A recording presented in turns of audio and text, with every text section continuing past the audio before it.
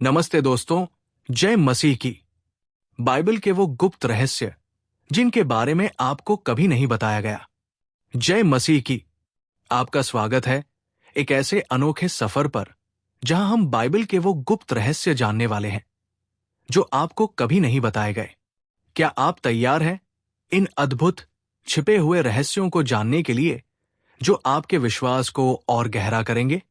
लेकिन उससे पहले कृपया नीचे कमेंट बॉक्स में हालेलुया लिखें और इस वीडियो को लाइक करें ताकि ये आशीष दूसरों तक भी पहुंचे। और हां, चैनल को सब्सक्राइब जरूर करें ताकि आप हमारी नवीनतम सामग्री से जुड़े रहें। आज हम कुछ ऐसे गुप्त रहस्यों का खुलासा करेंगे जिनके बारे में शायद आपने कभी सुना ही नहीं होगा। ये वो रहस्य हैं जो आपकी समझ को बदल सकते हैं और आपकी आध्यात्मिक यात्रा को एक नया आयाम दे सकते हैं। बाइबल जो हमें प्रकट करती है, उसमें छिपे हुए संदेश और अर्थ हमें ईश्वर के अनंत ज्ञान तक पहुंचने में मदद कर सकते हैं। तो चलिए शुरू करते हैं इस रहस्यमयी यात्रा को। 1. उत्पत्ति में छुपा हुआ कोड, सृष्टि का रहस्य। क्या आप जानते हैं कि बाइबल की पहली किताब उत्पत्ति सिर्फ एक साधारण कहानी नहीं है। इसमें गहरे रहस्य छिपे हैं जो हमें ईश्वर की दिव्य योजना की ओर संकेत देते हैं। उत्पत्ति 1 के 1 में लिखा है, आदि में परमेश्वर ने आकाश और पृथ्वी की सृष्टि की। ये वाक्य केवल सृष्टि की शुरुआत नहीं बताता, बल्कि एक कोड भी है जो मसीह के आने की भविष्यवाणी करता है। इब्रानी भाषा में हर अक्षर का एक संख्यात्मक मूल्य होता है, और जब आप उत्पत्ति 1 के 1 को इब्रानी में पढ़ते हैं तो उसमें छिपा हुआ कोड परमेश्वर की भविष्यवाणी को उजागर करता है। क्या यह सिर्फ एक संयोग है या इसके पीछे एक दिव्य योजना छिपी है? जैसे जैसे हम बाइबल को गहराई से समझते हैं, वैसे वैसे ये स्पष्ट होता है कि परमेश्वर ने हमारे लिए हर चीज की योजना पहले से ही बनाई हुई है। ये कोड हमें दिखाता है कि परमेश्वर सिर्फ इतिहास लिखने वाले नहीं हैं, बल्कि वे भविष्य को भी नियंत्रित करते हैं। जो बातें छिपी हुई हैं वे हमारे परमेश्वर यहोवा की हैं, परंतु जो प्रकट की गई है वे सदा के लिए हमारी है। व्यवस्था विवरण 29 के 29। जब आप अपने जीवन में किसी असमंजस या कठिनाई का सामना करते हैं तो याद रखें, परमेश्वर की योजना पहले से ही तैयार है। जो रहस्य अभी आपको नहीं समझ आ रहे, वे सही समय पर प्रकट हो जाएंगे। विश्वास के साथ चलें, क्योंकि परमेश्वर हमेशा हमारे साथ है और उनके रहस्यों में हमारी जीवन की दिशा छिपी है। 2. नफीलीम का रहस्य, आधे देवदूत आधे मनुष्य। बाइबल में सबसे विचित्र और दिलचस्प रहस्यों में से एक है उत्पत्ति 6 के 4 का उल्लेख, जहां नफीलीम का वर्णन किया गया है। ये प्राणी आधे स्वर्गदूत और आधे मनुष्य थे, और इनका धरती पर चलना हमारे लिए एक अद्भुत और अज्ञात तथ्य है। लेकिन सवाल ये उठता है, ये प्राचीन रहस्य हमें आज क्यों नहीं सिखाया गया? क्या ये हमें किसी बड़े आध्यात्मिक सत्य से अवगत कराने के लिए छोड़ा गया है? नफीलीम आज भी एक रहस्य बने हुए हैं। क्या वे वाकई धरती पर चले थे? क्या उनका आज भी कोई प्रभाव है? बाइबल हमें बताती है कि जैसे नूह के समय में ईश्वर ने नफीलीम पर अधिकार रखा, वैसे ही आज वो हमें हमारे जीवन के राक्षसों पर विजय पाने की शक्ति देते हैं। ये हमें ये दिखाता है कि भले ही संसार में कितनी भी बुरी शक्तियां हों, परमेश्वर का हाथ हमारे ऊपर सदैव बना रहता है। उन दिनों पृथ्वी पर दानव रहते थे। उत्पत्ति 6 के 4। आप और मैं भी इस दुनिया में उन दुष्ट आत्माओं और बाधाओं का सामना कर सकते हैं जो हमें हमारी ईश्वर द्वारा दी गई पूर्णता से दूर करने का प्रयास करती है। लेकिन परमेश्वर के वचन और शक्ति में विश्वास के साथ हम हर बाधा को पार कर सकते हैं। यह हमें एक याद दिलाने वाला संकेत है कि हमारे पास दिव्य शक्ति और सुरक्षा का अधिकार है। 3. संख्याओं का आध्यात्मिक रहस्य, ईश्वर का संदेश। क्या आपने कभी सोचा है कि बाइबल में कुछ विशेष संख्याओं का क्या महत्व है? जैसे कि संख्या 3, 7, 12 और 40 बाइबल में बार बार क्यों आती है? ये सिर्फ संयोग नहीं है, बल्कि ईश्वर की दिव्य योजना का हिस्सा है।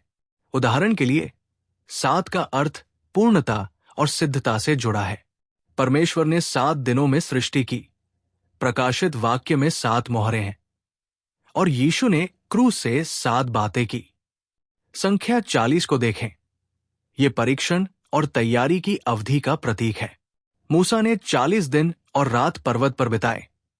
यीशु ने 40 दिन उपवास किया और इस्राएल ने 40 साल तक जंगल में यात्रा की। क्या यह हमें बताता है कि जीवन में परीक्षाओं और चुनौतियों का महत्व है? यहोवा का गुप्त उपदेश उसका भय मानने वालों के साथ है और वो अपनी वाचा को उनको प्रकट करता है। भजन 25 के 14। इन संख्याओं के माध्यम से परमेश्वर हमें दिखाते हैं कि हमारे जीवन की हर परिस्थिति का एक उद्देश्य है। जब हम अपनी परीक्षाओं के बीच होते हैं तो परमेश्वर हमें तैयार कर रहे होते हैं, जैसे उन्होंने बाइबल के पात्रों को तैयार किया। विश्वास के साथ आगे बढ़े, क्योंकि परमेश्वर के हर कदम के पीछे एक दिव्य योजना है। 4. विश्वासियों का दिव्य अधिकार।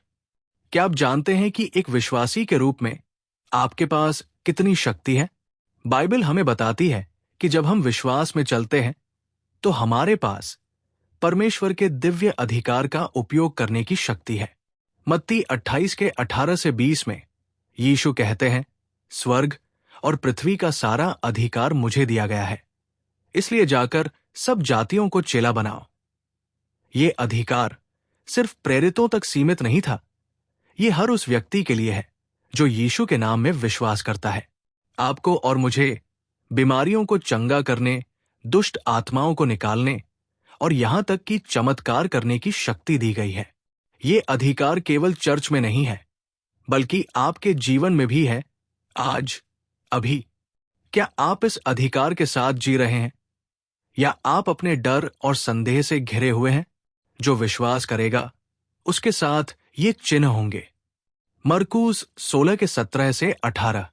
यीशु ने हमें सिखाया कि विश्वास राई के दाने जितना छोटा हो सकता है, लेकिन ये पहाड़ों को हिला सकता है। तो क्यों ना हम अपने जीवन के पहाड़ों को हिलाने के लिए इस अदृश्य अधिकार का उपयोग करें। याद रखें, जब आप यीशु के नाम से बोलते हैं तो पूरे स्वर्ग की शक्ति आपके पीछे होती है।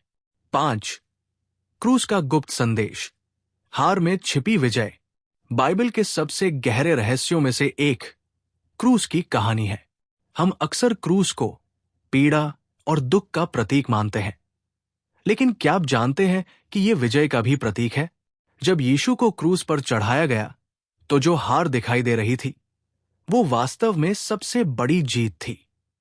जब यीशु ने कहा यह समाप्त हुआ, तो वो केवल अपनी पीड़ा के बारे में नहीं कह रहे थे, वो कह रहे थे कि शैतान की शक्ति समाप्त हो चुकी है।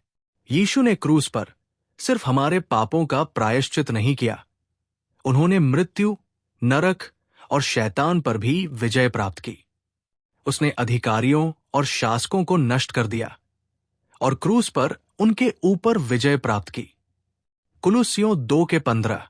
इससे हमें सीखने को मिलता है कि हर बार जब हम अपने जीवन में कठिनाइयों का सामना करते हैं तो हमें यह जानना चाहिए कि हर हार के पीछे एक अदृश्य विजय छिपी होती है। क्रूस पर यीशु ने दिखाया कि जब परिस्थितियां हमारी हार दिखती है, तब भी ईश्वर हमारे लिए विजय की योजना बना रहे होते हैं। यह हमारे जीवन की सबसे बड़ी सच्चाई है, जो हमें सिखाती है कि हमें कभी हार माननी नहीं चाहिए। परमेश्वर हमारी हर परिस्थिति में हमें विजय बनाना चाहते हैं। 6. स्वर्गदूतों का रहस्य। क्या वे आज भी हमारे साथ हैं? क्या आपने कभी सोचा है कि स्वर्गदूत हमारे जीवन में कैसे काम करते हैं? बाइबल में हमें बताया गया है कि परमेश्वर ने स्वर्गदूतों को हमारे रक्षक और मार्गदर्शक के रूप में भेजा है। इब्रानियों 1 के 14 कहता है, क्या वे सब सेवा करने वाली आत्माएं नहीं हैं, जिन्हें उद्धार पाने वालों के लिए भेजा गया है? स्वर्गदूत परमेश्वर के दूत होते हैं, जो आज भी हमारी सुरक्षा और मदद के लिए काम करते हैं। कई बार हम अपने जीवन में ऐसे चमत्कारिक अनुभवों से गुजरते हैं जिनका कोई सामान्य स्पष्टीकरण नहीं होता। हो सकता है कि वो परमेश्वर के स्वर्गदूत ही हों, जो हमें अदृश्य रूप में सहायता कर रहे हों।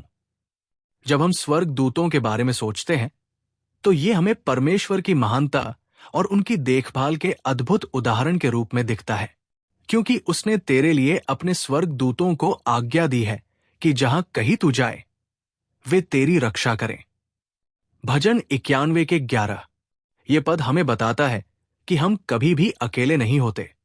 जब आप किसी कठिन परिस्थिति से गुजर रहे होते हैं तो परमेश्वर के स्वर्ग दूत आपके चारों ओर होते हैं, आपकी रक्षा करने के लिए। ये हमें एक गहरी शांति और सुरक्षा की भावना प्रदान करता है, ये जानने में कि परमेश्वर ने हमें कभी भी असहाय नहीं छोड़ा है। 7. अंत समय के संकेत। क्या हम अंत के समय में जी रहे हैं? बाइबल में कई ऐसे संकेत दिए गए हैं जो अंत समय के करीब होने की ओर संकेत करते हैं। मत्ती 24 में यीशु ने स्पष्ट रूप से बताया कि अंत समय में युद्ध, अकाल, भूकंप और प्राकृतिक आपदाएं बढ़ेंगी। क्या हम इन संकेतों को आज देख रहे हैं? दुनिया भर में हो रही घटनाएं बाइबल में दिए गए अंत समय के संकेतों के करीब आ रही है।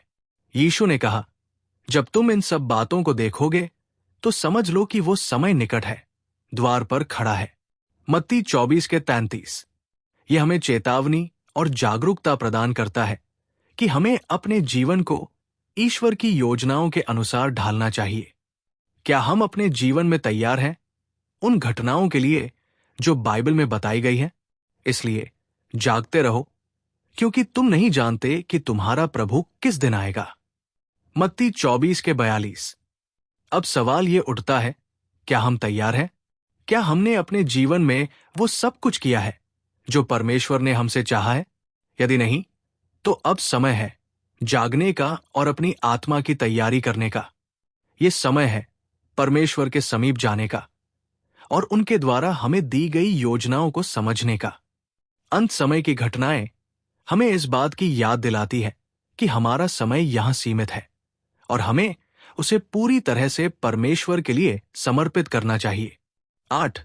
नई यरूशलेम का रहस्य, स्वर्ग का वर्णन। अनंत समय के बाद एक नई यरूशलेम का निर्माण होगा, जो प्रकाशित वाक्य 21 के 2 में वर्णित है। ये कोई साधारण शहर नहीं होगा, ये एक स्वर्गीय शहर होगा जहां कोई दुख, पीड़ा या मृत्यु नहीं होगी। ये वह स्थान होगा जहां परमेश्वर अपने लोगों के साथ सदा के लिए निवास करेंगे। क्या आपने कभी सोचा है कि ये नई यरूशलेम कैसी होगी? प्रकाशित वाक्य 21 के 4 में कहा गया है, वो उनके सब आंसू पोंछ देगा और न मृत्यु रहेगी, न शोक, न क्रंदन, न पीड़ा रहेगी। ये एक ऐसा स्थान होगा जहां सब कुछ परमेश्वर के आदर्श के अनुसार होगा। वहां कोई दुख और कष्ट नहीं होगा, केवल शांति और आनंद होगा। क्या ये हमारे लिए परमेश्वर की अंतिम योजना नहीं है? और मैंने पवित्र नगर नई यरूशलेम को स्वर्ग से परमेश्वर के पास से उतरते देखा, जो अपने पति के लिए सजी हुई दुल्हन के समान तैयार किया गया था। प्रकाशित वाक्य 21 के 2 नई यरूशलेम हमें ये याद दिलाता है कि हमारे जीवन का अंतिम उद्देश्य केवल यहां धरती पर नहीं है। परमेश्वर ने हमारे लिए स्वर्गीय योजना बनाई है और हमें इस जीवन में जो कुछ भी होता है उसे ध्यान में रखते हुए आगे बढ़ना चाहिए। हर पीड़ा, हर संघर्ष अंततः हमें उस स्वर्गीय शहर में ले जाएगा जहां परमेश्वर हमारे साथ सदा के लिए होंगे। समापन और प्रार्थना। प्रिय भाइयों और बहनों, क्या आपने इन रहस्यों को समझा? क्या आपने इस अद्भुत यात्रा का आनंद लिया? परमेश्वर की महानता और उनकी योजनाएं असीमित है। वो हमसे हर कदम पर प्रेम करते हैं और हमें अनंत आशीर्वाद की ओर ले जाना चाहते हैं। आइए हम इस प्रार्थना में परमेश्वर का धन्यवाद करें। हे प्रिय परमेश्वर, हम आपके महान रहस्यों को जानने और समझने के लिए आपके आभारी हैं। आपकी योजना और आपके वचन में छिपी अद्भुत सच्चाई हमें प्रेरणा देती है और हमारे विश्वास को और मजबूत बनाती है। हमें आपके मार्ग में चलने का साहस दें और हमें आपके प्रेम और आशीर्वाद का अनुभव करने का अवसर प्रदान करें। यीशु मसीह के नाम में आमीन। इस यात्रा के अंत में मैं आपसे निवेदन करता हूं कि आप नीचे कमेंट में हालेलुया लिखें और इस चैनल को सब्सक्राइब करें ताकि हम साथ में परमेश्वर के और भी रहस्यों की खोज कर सकें।